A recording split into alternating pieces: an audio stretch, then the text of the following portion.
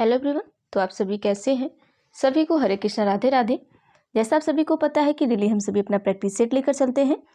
तो आज कल हमने दिवाली के दिन आपको प्रैक्टिस सेट में 15 क्वेश्चन कराया था और आज 15 क्वेश्चन करा देते हैं, तो ये प्रैक्टिस सेट आपका कंप्लीट हो जाएगा। इसके बाद हम 30-30 क्वेश्चन का लेकर चलेंगे, ठीक है। तो क्वेश्चन नंबर 16 से आज हम स्टार्ट करेंगे और जो बच्चे पुराने हैं उन्हें पता है प्रैक्टिस सेट कैसे करनी है, और जो बच्चे नए हैं प्लीज़ उन्हें आप सभी हमको बता देना चाहते हैं कि आप सभी एक पेन और कापी लेकर बैठा करिए और आप नंबरिंग क्या करिए। जैसे 16 है तो 16 से 30 तक नंबरिंग कर लीजिए। फिर उसके बाद मैं क्वेश्चन पढ़ती हूँ, आप भी पढ़ा करिए। आप अपना उत्तर खुद से दिया करिए। जब मैं उत्तर बताती हूँ तो आप अपने उत्तर का मिलान किया करिए। उत्तर सही होता है सही करिए, गलत होता है गलत करिए। लास्ट में काउंट करिए कि आपने 15 नंबर में से या मैंने जितने क्वेश्चन पढ़ाए हैं उसमें से आपने कितना नंबर गेन किया है। और प्लीज़ कमेंट बॉक्स में आप सभी कमेंट करके प्लीज़ बताया करिए कि आपने कितना नंबर गेन किया है, ठीक है। तो चलिए आज क्वेश्चन नंबर 16 से हम स्टार्ट करते हैं। क्वेश्चन आपका है, और हाँ आप सभी एक काम और करिएगा कि मैं डेली बताती हूँ, यहाँ पर एक ऐसे लाइनिंग क्या करिए, यहाँ निगेटिव वर्ड, यहाँ पॉजिटिव वर्ड। तो मैं बीच बीच में जो निगेटिव वर्ड बताती हूँ, जो पॉजिटिव वर्ड बताती हूँ, उसको ऐड करते चलिएगा ताकि आपको चीज़ें याद रहें, ठीक है। लास्ट में निगेटिव पॉजिटिव वर्ड की मैं एक अलग से वीडियो लाऊंगी, लेकिन अभी ये चीज़ें इसमें ज़्यादा से ज़्यादा आपको निगेटिव पॉजिटिव वर्ड मिल जाएंगे और आपको याद भी रहेगा, आप क्वेश्चन भी आसानी से कर लेंगे। चलिए क्वेश्चन आपका है, क्वेश्चन नंबर 16 से स्टार्ट करते हैं कि समावेशी स्कूल की रचना में क्या शामिल है, ठीक है। Creation of an inclusive school involves, ठीक है। ऑप्शन ए है कि नामीकरण व दोषारोपण को अपनाना। ऑप्शन बी है पूर्वाग्रह व पक्षपात पर सवाल उठाना। ऑप्शन सी है वर्गीकरण व पृथकीकरण का पुष्टिकरण। ऑप्शन डी है पाठ्यचर्या शिक्षा शास्त्र को सख्त व मानकीकृत करना बनाना। उत्तर बताइएगा क्या होगा।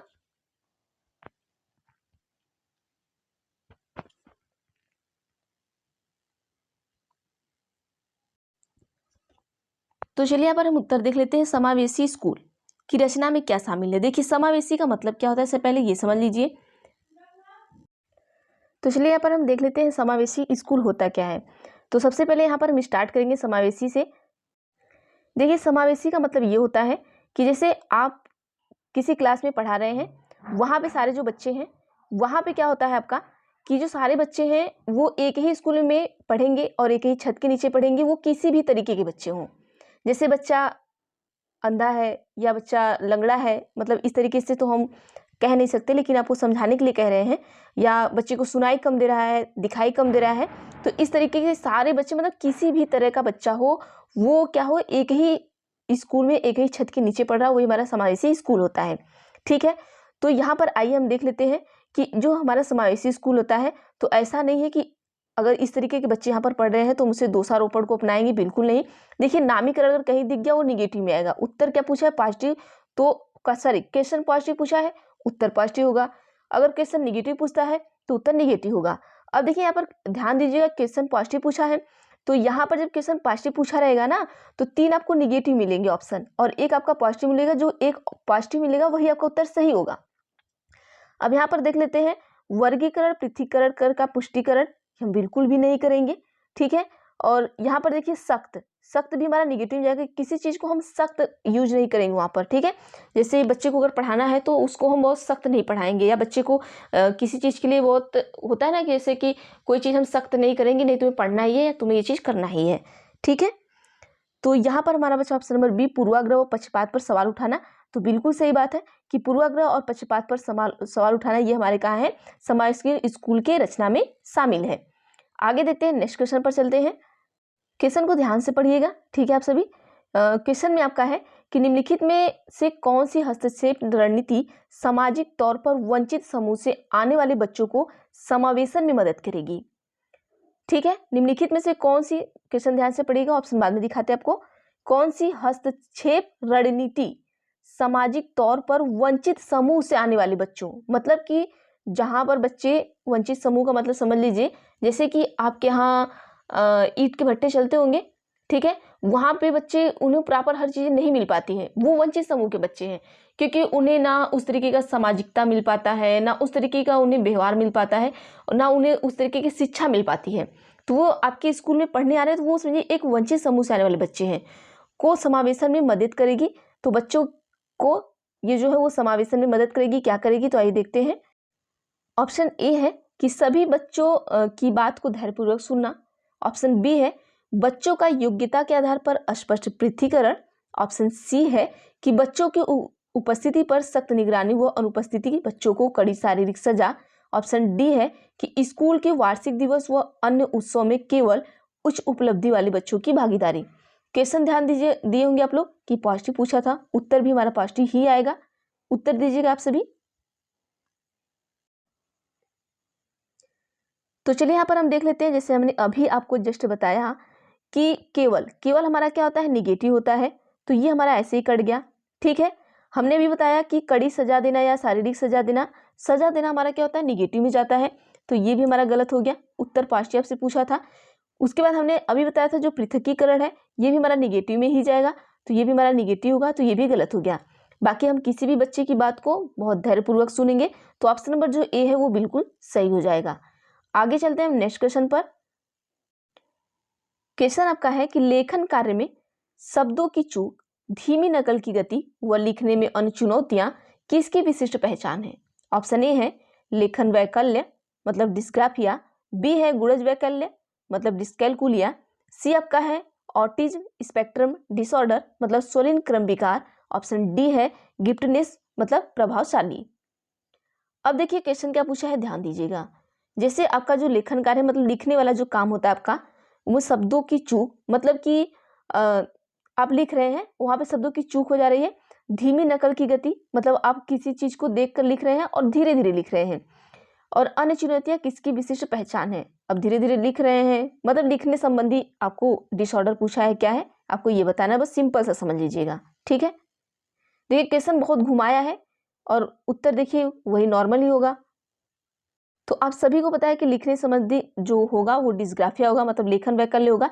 देखिए इसमें क्या होता है ना, आप इंग्लिश और हिंदी दोनों याद रखिएगा। ठीक है, अगर हिंदी नहीं याद होता है ना तो बस इंग्लिश याद कर लीजिए, डिस्ग्राफिया, डिस्कैलकुलिया, डिसलेक्सिया और इस तरीके से। तो क्योंकि ना कभी कभी क्या होता है ना, ये हिंदी देता नहीं है, सीधा ये डिस्ग्राफिया यहाँ भी डिस्ग्राफिया लिख देगा, तो वो चीज़ आपको दिक्कत करेंगी। ठीक, आगे चलते हैं नेक्स्ट क्वेश्चन पर हम। चलिए इस क्वेश्चन में आपको दो ही ऑप्शन देंगे, अब उत्तर आपको बताना है क्या होगा। क्वेश्चन है कि आरव ब्लैक बोर्ड के बहुत नजदीक बैठने पर जोर देता है और पढ़ते समय किताब को अपनी आंखों के बहुत पास रखता है। ठीक है, ऐसी स्थिति में एक शिक्षक को क्या करना चाहिए। आप एक टीचर है, आपके स्कूल में कोई बच्चा है, वो क्या करता है, पढ़ते समय अपनी आंख को बहुत पास रखता है, क्या कहाँ पर, मतलब कि किताब को बहुत पास में रखता है और ब्लैक बोर्ड पर बहुत नज़दीक से बैठने पर जोर देता है, मतलब कि वो कहता है कि हम नहीं ब्लैक बोर्ड के पास बैठेंगे। तो अगर आप एक टीचर है तो आप क्या करेंगे। ऑप्शन ए है कि आरव को इस व्यवहार पर कड़ी सजा देंगे आप। ऑप्शन बी है कि आरव की आंखों की जांच के लिए पेशेवर विशेषज्ञ की सलाह लेनी चाहिए। अब देखिए आप ही क्लास में कोई बच्चा है, कह रहा है नहीं सर नहीं मैं आगे बैठूंगा, ब्लैक बोर्ड पे बैठूंगा, मुझे दिखाई नहीं दे रहा है, तो आप ऐसा नहीं आप उसको डपट देंगे, चलो पीछे बैठो, नहीं बैठना है आगे, नहीं दिख रहा है तुमको, मतलब इस तरीके से बात नहीं करना है बच्चे से, हमें बिल्कुल भी इस तरीके से बात नहीं करना है, क्योंकि उसे कोई दिक्कत है तभी बच्चा ऐसा कर रहा है। तो हम क्या करेंगे इसके लिए कि जो आरव की आंखें हैं उसके लिए क्या करेंगे, या पेशेवर के जो विशेषज्ञ है उसकी हमें सलाह लेनी चाहिए कि आखिर बच्चा इस तरीके का बिहेव क्यों कर रहा है, सच में उसकी आंखों में दिक्कत है या फिर ये बस इस तरीके से क्या कर रहा है, खुरापात कर रहा है। ठीक है, तो वो चीज़ें हमें पता चल जाएंगी। ऑप्शन नंबर जो बी है उसको आप सही कर लीजिएगा। ठीक, देखिए कड़ी सजा हमने आपको बताया था कि निगेटिव होता है, निगेटिव वर्ड में आ जाएगा, तो कभी भी बच्चे को हमें कड़ी सजा नहीं देनी है, ये ध्यान रखिएगा। सीटर ये बिल्कुल एक्सेप्ट नहीं करता। ठीक, आइए अगले क्वेश्चन पर चलते हैं हम। क्वेश्चन आपका है कि मौलिकता, सोच में प्रवाह व लचीलापन किसकी प्रमुख विशिष्ट पहचान है। ऑप्शन ए है ऑटिज्म मतलब शालीनता, बी है क्रिएटिविटी सृजनात्मकता, सी आपका है डिसलेक्सिया भाषा वैकल्य, डी आपका है कि ध्यान न्यूनता अतिक्रियाशीलता विकार। देखिए जो आपकी ओरिजिनलिटी और fluency and flexibility in thinking are typical identifying characteristics of, ये पूछा गया है। Autism, creativity, dyslexia, attention deficit, hyper activity disorder, उत्तर दीजिएगा। तो देखिए जो क्रिएटिविटी होती है हमारा वो सही होगा, वो बहुत प्रमुख पहचान होती है। देखिए मौलिकता, ठीक है, और आपके अंदर क्या है, मतलब कि सोच में प्रभाव लचीलापन है, मतलब कि आपके अंदर फ्लेक्सिबिलिटी है। अगर आपकी सोच में फ्लेक्सिबिलिटी है तो समझ जाना चाहिए, या बच्चे के सोच में फ्लेक्सिबिलिटी है तो समझ जाना चाहिए कि बच्चा क्या है, बहुत क्रिएटिव है। ठीक है, कैसा है, क्रिएटिव माइंड का है। तो सीधे सीधे हम लगा देंगे क्रिएटिविटी। ठीक है, देखिए इसलिए ना इंग्लिश और हिंदी दोनों पढ़ा करिए। कभी कभी क्या होता है ना, अब जैसे यहाँ पर हम सारे क्वेश्चन को पढ़े, हमें नहीं समझ में आया, अब यहाँ हम थोड़ा सा फ्लेक्सिबिलिटी को हम पकड़ लिए। अब फ्लेक्सिबिलिटी होता क्यों है, किसके अंदर हो सकता है, तो जिसके अंदर क्रिएटिविटी होगी वो इंसान, उसके अंदर क्या होता है, फ्लेक्सिबिलिटी हो सकती है। तो ये हम एक आइडिया लगा सकते हैं क्वेश्चन को पकड़ने का, अगर हमें क्वेश्चन नहीं आ रहा है तब। ठीक है, तो ऑप्शन नंबर जो बी है उसको सही करिएगा। आगे चलते हैं नेक्स्ट क्वेश्चन पर। हम क्वेश्चन नंबर 21 आपका पूछा गया है कि प्रभावशाली अधिगम के लिए शिक्षिकाओं को अपने विद्यार्थियों में किन कौशल का विकास करना चाहिए। ऑप्शन 1 है समालोचनात्मक सोच, ऑप्शन 2 है सृजनात्मकता, ऑप्शन 3 है समस्या समाधान, ऑप्शन 4 है कैसे सीखते हैं या सीखना। ऑप्शन ए है कि 1 3, ऑप्शन बी है कि 1 2 3, ऑप्शन सी है कि 2 3, ऑप्शन डी है कि 1 2 3 और 4। ठीक है, चारों दिया है, तो क्या होगा उत्तर बताइएगा। देखिए क्वेश्चन कहना क्या चाह रहा है, पहले उसको समझा करिए आप सभी। ठीक है, आप सभी गलती क्या करते हैं कि ऑप्शन को खूब एकदम दबा के 4-6 बार पढ़ लेते हैं और क्वेश्चन पर ध्यान ही नहीं देते। क्वेश्चन को 4-6 बार दबा के पढ़ लीजिए जितना पढ़ना है। अब देखिए ऑप्शन आपको ऑटोमेटिक मिल जाएगा। ठीक है, देखिए प्रभावशाली अधिगम के लिए, अब जो आपका इफेक्टिव लर्निंग होगा उसके लिए पूछा गया है कि शिक्षिकाओं को, मतलब अगर आप कोई लेडीज टीचर है या कोई टीचर, कोई भी टीचर हो, ठीक है, पकड़ लीजिए, अपने विद्यार्थी में किन कौशल का विकास करना चाहिए। ठीक है, अगर आपका बच्चा है उसमें कौशल का विकास करना है और उसको इफेक्टिव लर्निंग के लिए, तो क्या करेंगे आप, क्या उसमें क्रिटिकल थिंकिंग डालेंगी, बिल्कुल डालेंगे भाई। समालोचनात्मक सोच उसकी होनी चाहिए, उसके अंदर क्रिएटिविटी भी होनी चाहिए, ये भी सही है। उसके अंदर समस्या को समाधान करने का भी आइडिया होना चाहिए, ये भी सही बात है। और वो कैसे सीखते हैं यह सीखना, ये भी होना चाहिए, बिल्कुल सही बात है। तो ये हमारा चारों होना चाहिए, तो ऑप्शन नंबर जो डी है वो बिल्कुल सही हो जाएगा। नेक्स्ट क्वेश्चन पर चलते हैं आइए 22 पर। क्वेश्चन नंबर 22, क्वेश्चन कहा है कि कथन और कारक पूछा है। मैं हमेशा कथन कारक में कहती हूँ कि कथन को पढ़ा करिए और जब कारक आपको पढ़ना हो तब उसमें क्या करिए, क्वेश्चन कर दिया करिए। जैसे कथन उन्होंने पढ़ लिया तो कब क्यों कैसे वाला क्वेश्चन कर दीजिए। अगर कब क्यों कैसे का उत्तर हमें मिल गया तो समझिए कि हमारा जो तर्क है या जो हमारा कारक है वो बिल्कुल सही है। अब आइए पढ़ते हैं। कहा गया है कि सहयोगात्मक अधिगम को सुसाधित करने के लिए शिक्षकों को विद्यार्थी में आपसी संवाद को प्रोत्साहित करना चाहिए, बिल्कुल सही बात है। ठीक है, अगर आप एक टीचर हैं, आपके बच्चे में जो सहयोगात्मक अधिगम है अगर उसको सुसाधित करना है तो बिल्कुल बच्चा अगर आपस में संवाद कर रहा है, संवाद मतलब बातचीत कर रहा है इस तरीके से, तो आपको उसके लिए प्रोत्साहित करना चाहिए कि हाँ आप एक दूसरे से बात करिए और बात करके आप एक दूसरे से चीज़ें सीखते हैं बच्चे, तो ये बिल्कुल करना चाहिए। क्यों करना चाहिए, क्योंकि सीखना दूसरों की मदद लेकर सह निर्माण की प्रक्रिया है। तो यही कहा ना, क्योंकि जैसे भी हमने बताया कि बच्चे को आपको क्यों बात करवाना चाहिए, क्योंकि बच्चा सीखता है, सीखना दूसरे की मदद देकर, मतलब कि दूसरे की मदद से भी बच्चा क्या कर रहा है, सीख रहा है यहाँ पर। तो हमारा तर्क भी सही हो गया। तो हमारा ऑप्शन नंबर जो ए है वो सही हो जाएगा कि both A and R true and R is the correct explanation of A. Okay, next पर चलते हैं हम। क्वेश्चन नंबर 23 में आपका है कि बच्चों के सीखने के बारे में निम्नलिखित में से कौन सा कथन सही नहीं है।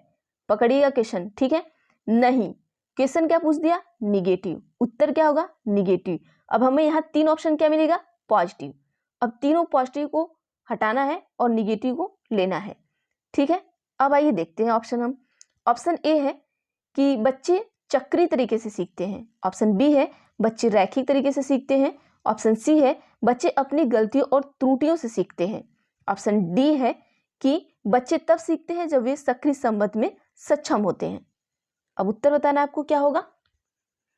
3 जो है वो पॉजिटिव होगा, पॉजिटिव को छोड़ के जो निगेटिव वाला होगा, मतलब कौन सा कथन सही नहीं पूछा है। ठीक है, कौन सा सही नहीं है ये पूछा है, तो निगेटिव वाला उत्तर सही होगा।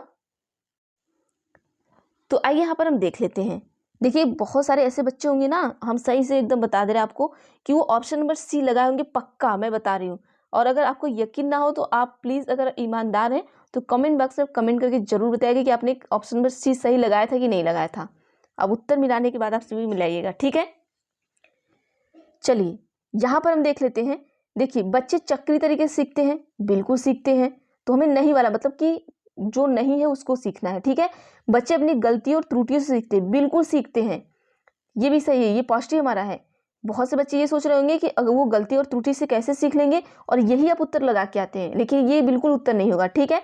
ऑप्शन डी है कि जब बच्चे सीखते हैं तब वे सक्रिय संबंध से सक्षम होते हैं। बिल्कुल बात सही है कि जब आप सीखेंगे तो वो एक्टिव कनेक्शन आपका होता है, ठीक है, ये भी बात सही है। लेकिन बच्चे रैखिक तरीके से कभी भी नहीं सीखते हैं। रैखिक तरीके से बच्चा हमेशा इस तरीके से सीख सकता है, कभी कम कभी ज़्यादा, लेकिन ऐसा नहीं है कि बच्चा एक लगातार ऐसे ही सीखते जा रहा है, ऐसे सीधे सीधे, ना उसमें कम हो रहा है ना ज़्यादा हो रहा है, कुछ भी नहीं हो रहा है। कि मतलब हम अगर सीडीपी पढ़ रहे हैं, को हम 30 में 30 आ रहा है तो 30 में 30, 30 में 30 हर सब्जेक्ट में हमारा आता ही जा रहा है, ऐसा नहीं है।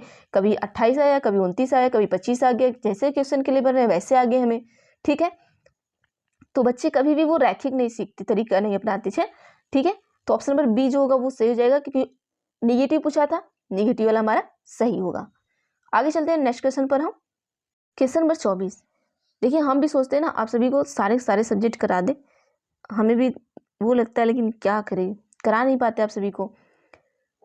कोशिश करेंगे कि जो जो चीज़ें हैं हम देने की कोशिश करेंगे कि आपको साइंस का भी दे, और बहुत सारी चीज़ें। अभी तो मैं घर पे ही हूँ, अब 1-2 दिन में मैं अगर जाती हूँ हॉस्टल, तो अगर वहाँ टाइम मिलता है तो मैं आपको करवा के दे दूँगी, क्योंकि आप सभी को पता है कि सारे सबके घर एक जैसे होते हैं। घर पे आने के बाद चीज़ें बढ़ जाती हैं, थोड़ा चीज़ें अलग हो जाती हैं, तो मैं उतना क्लासेस नहीं ले पाती हूँ, ठीक है।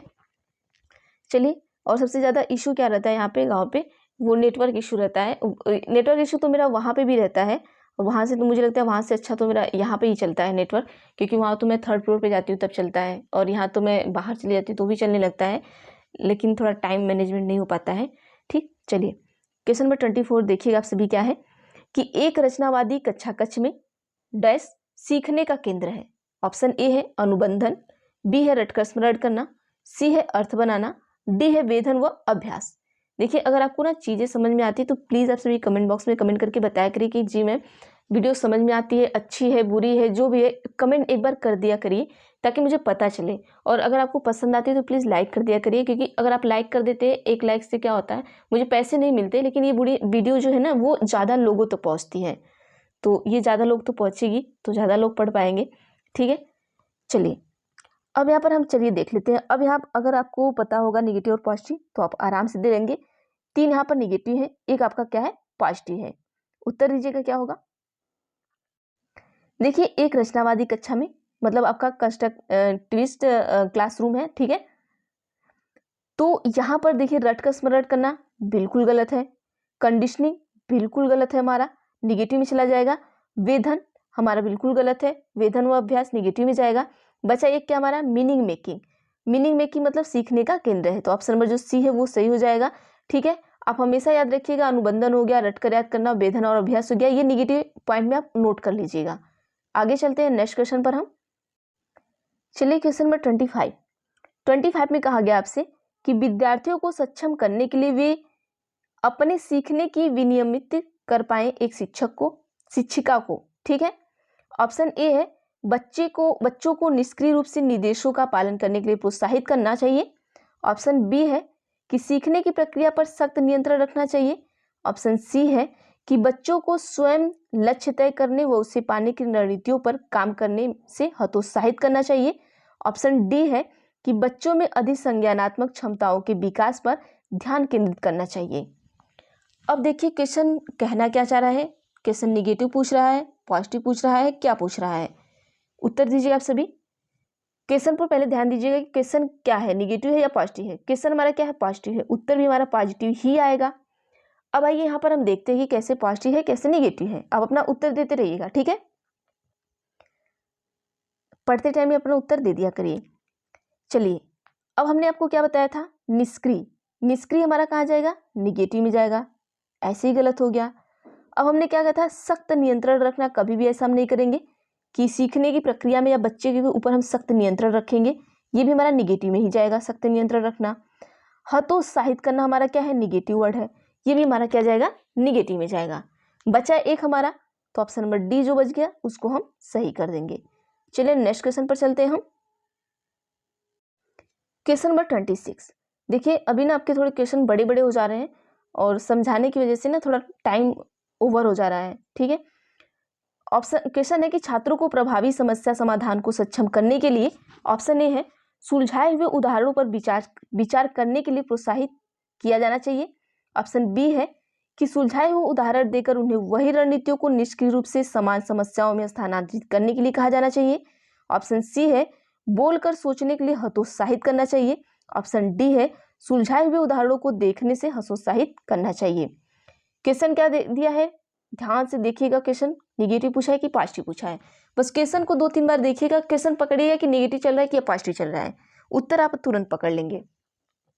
छात्र को प्रभावी समस्या समाधान को सक्षम करने के लिए, मतलब कोई बच्चा है उसका जो समस्या समाधान है, मतलब कि जैसे समझ लीजिए कि जैसे हम ही बच्चे हैं, अब हमारे ऊपर क्या है समस्याएं बहुत सारी हैं। अब उस समस्या का समाधान करने के लिए हमारे जो टीचर हैं वो हमें सक्षम बना रहे हैं कि तुम खुद से अपनी समस्या का क्या करो, समाधान कर सको। तो ऐसा करने के लिए क्या करना चाहिए? अगर आप टीचर हैं तो क्या आप क्या करेंगे कि हमें हतोत्साहित कर देंगे? अगर आप टीचर हैं तो हमें तो हतोत्साहित करेंगे नहीं, ऐसे गलत हो गया। यहाँ भी हतोत्साहित हो गया, गलत हो गया। ठीक है, अब यहाँ क्या हो गया, निष्क्रिय रूप से, ये भी गलत हो गया। तो बच्चा एक हमारा प्रोत्साहित हमारा क्या हो गया, पॉजिटिव हो गया। क्वेश्चन पॉजिटिव पूछा था, उत्तर भी पॉजिटिव ही होगा। ऑप्शन नंबर ए बिल्कुल सही करिएगा। नेक्स्ट पर चलते हैं हम। क्वेश्चन नंबर 27, एक प्रभावी शैक्षिक रणनीति है। ऑप्शन ए है सीखने की प्रक्रियाओं पर शिक्षक का पूर्ण नियंत्रण। ऑप्शन बी है संकल्पनात्मक मानचित्र बनाना व नई जानकारी को पूर्व जानकारी से जोड़ना। ऑप्शन सी है कि जानकारी को गैर प्रासंगिक बनाना और उसे वियोजित टुकड़ों में याद करना। ऑप्शन डी है अनर्थक वेधन व अभ्यास। एक प्रभावी शैक्षिक रणनीति मतलब कि आपका जो सिखाने की जो स्ट्रेटजी है वो इफेक्टिव कौन सी इसमें से हो सकती है। अगर आप बच्चे को कुछ सिखा रहे हैं, क्वेश्चन को ध्यान पे दीजिएगा कि कहा है ना कि an effective learning strategy is, जैसे आपने जो स्ट्रेटजी बनाया है तो बच्चे को सिखाने के लिए, तो इसमें से कौन सी स्ट्रेटजी होगी जो बहुत सही होगी, ठीक है, बच्चे को सिखाने के लिए। उत्तर दीजिएगा। देखिए यहाँ पर नियंत्रण, पूर्ण नियंत्रण तो हम करेंगे नहीं, शिक्षक का पूर्ण नियंत्रण बच्चे पे कभी हो ही नहीं सकता।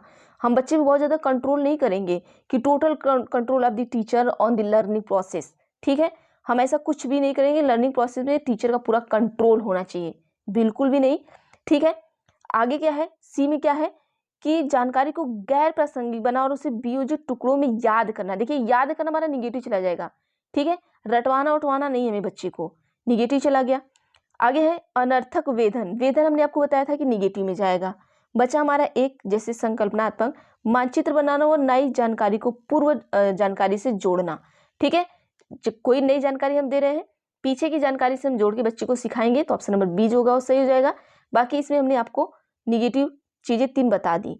ठीक है, याद करना निगेटिव हो गया, वेधन निगेटिव हो गया और पूर्व से नियंत्रण हमारा क्या हो गया, निगेटिव हो गया। नेक्स्ट पर चलते हैं हम। देखिए कथन कारक का क्वेश्चन फिर से आ गया। कथन करिए और जब जैसे तर्क में पहुंचेंगे कब क्यों कैसे, अगर उत्तर सही आ जाता है तो दोनों सही होगा। ठीक है, कथन है कि बच्चे अक्सर विभिन्न घटनाओं को समझाने के लिए अपने स्वयं के सिद्धांत गढ़ते हैं। आपको क्या लगता है, स्वयं के सिद्धांत गढ़ते हैं? बिल्कुल गढ़ते हैं, क्योंकि जैसे कि अगर हम अपने किसी चीज को बता रहे हैं तो हम अपने दिमाग से सोचेंगे कि सामने वाले को हम कैसे बताएं कि उसे समझ में आया, तो हम उस तरीके से अपने दिमाग में गढ़ते हैं चीजें कि इस तरीके से हम एक्सप्लेन करेंगे तो आगे वाले को क्या होगा, समझ में आएगा। तो ये बिल्कुल सही बात है। क्यों ऐसा हम क्यों करते हैं? क्योंकि बच्चे सक्रिय प्राणी हैं जो हमेशा अर्थ बनाने की प्रक्रिया में लगे रहते हैं। ये भी बिल्कुल सही बात है कि आपके घर कोई छोटा बच्चा होगा तो देखिए अगर वो कुछ कहता है, अगर आप कहते हैं कि अरे क्या कह रहे हो, नहीं समझ में आ रहा है, तो आप देखेंगे ना वो दूसरा तरीका आपको अपनाएगा बताने के लिए कि हम क्या कहना चाह रहे हैं, आप उसको समझिए। देखिए वो तुरंत ना 2-2 मिनट में वो अपनी चीजें ना चेंज करता रहता है, वो अर्थ बनाने में लगा रहता है कि हम शायद इस अर्थ से बताएंगे तो इनको समझ में आ जाएगा। ठीक है, क्योंकि वो इतने एक्टिव होते हैं, बच्चे क्या होते हैं, बहुत एक्टिव होते हैं। तो हमारा क्या होगा, ऑप्शन नंबर ए सही कर लीजिएगा।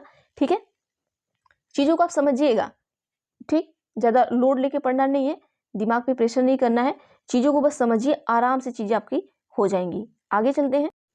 क्वेश्चन नंबर 29 आपका है कि जब विद्यार्थी महसूस करते हैं कि सीखने की गतिविधियों पर उनका नियंत्रण है तब उनकी अभिप्रेरणा का स्तर डैश जाता है और वे विद्यार्थी बन जाते हैं। अब वो महसूस कर रहे हैं कि सीखने की जो गतिविधि है पर उनका नियंत्रण पूरी तरीके से उनका क्या है, कंट्रोल है सीखने पर। तो वो जो विद्यार्थी होते हैं वो कैसे बन जाते हैं पूरी तरीके से? ऑप्शन ए है कि बढ़ स्वनियमित, बी है कि बढ़ निष्क्रिय, सी है कि कम स्वनियमित, डी है कि कम निष्क्रिय। उत्तर दीजिएगा क्या होगा। अब यहाँ पर देखिए ऐसे ही आपका क्या है कि निष्क्रिय हो गया, हट गया, निष्क्रिय हो गया, बच्चा निष्क्रिय होएगा ही नहीं। अगर सीखने पर उसका पूरा नियंत्रण है और तब उनकी अभिप्रेरणा का जो स्तर है वो बढ़ेगा।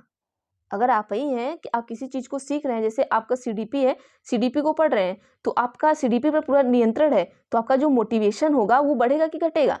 क्वेश्चन यही पूछ रहा है कि अगर आप सीडीपी पढ़ रहे हैं तो सीडीपी पर आपका पूरा कंट्रोल है, तो क्या आपका जो अभिप्रेरणा मतलब जो मोटिवेशन है वो बढ़ेगा या घटेगा? तो बढ़ेगा, सिंपल सी बात है। अगर वो बढ़ता है तब बच्चा कैसा बन जाता है?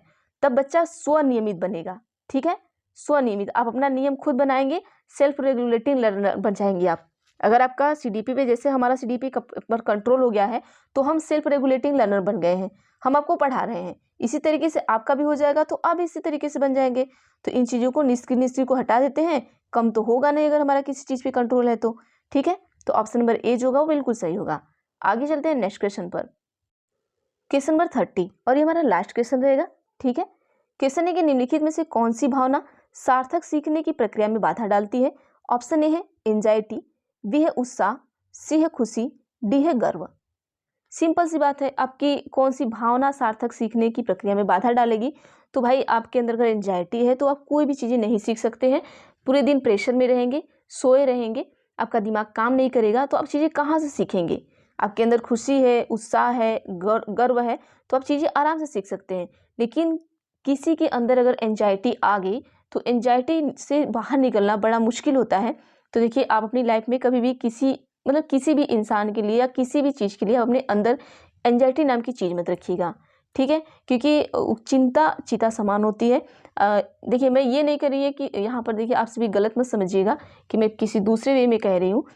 देखिए कोई भी चीज़ें हो, पढ़ने को लेके आप एंजाइटी मत रखिए, या आपके कोई दोस्त यार हो उनको लेके आप एंजाइटी मत रखिए। एक हमेशा पॉजिटिव, अगर आपकी लाइफ में कुछ भी चीज़ें होती है ना उसको पॉजिटिव लेकर चलिए, कभी भी हमें चीज़ें निगेटिव लेके आप चलिए ही मत।